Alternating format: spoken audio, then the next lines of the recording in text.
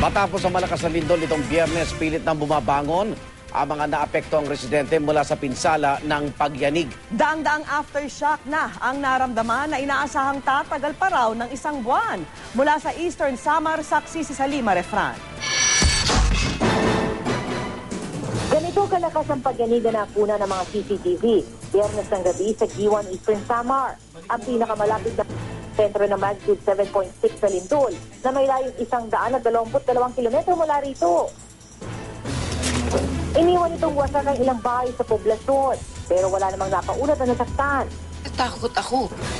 Hindi ko malaman kung anong gagawin ko. Malalaking uga naman sa buhangin na bumungad sa mga residente sa tabing dagat ng bayan ng Maydulong kasunod ng lindol. Ang pinakamalaki, tinatayang nasa 5 metro ang lapad at 4 na metro ang lalim at may lamang tubig. Ang dalawa pang buta, mula 1 hanggang 2 metro ang laki. Kinabukasan nakita na namin yun na malaking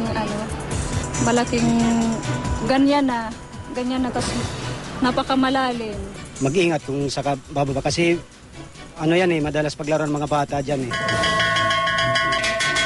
Dahil sa abiso ng mga otoridad ng mga aftershock sa loob ng isang buwan, kanina nagsagawa ng earthquake drill ang Umawas Elementary School ng bayan.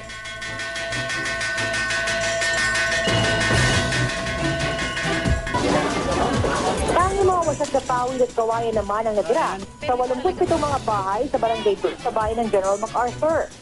74 dito, wasak na wasak. Isirain muna tapos ayusin na naman dahil wala kami talagang tutulugan pag hindi namin ayusin. Bagay ang pagtalan, nagkabitak-bitak. Kailangan namin ng materials dito. Para maka-rebuild ang mga tao dito.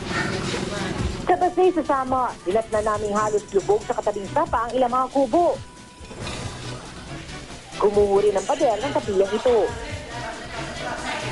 Nagkaroon naman ng malalaking bitak at gumuho ang isang bahagi ng Buyayawan Bridge sa Mercedes Eastern Samar na posible raw gastusan ng 3 milyong piso sa pagkukumpuni. Nagabitak-bitak din ang gilid ng San Pedro Bridge sa bayan naman ng Kinapundan. Habang sa Tacloban, Leyte, ilang gusali naman ang naapektuhan. Mula rito sa Borongan, Eastern Samar, Salima Refran, ang inyong saksi.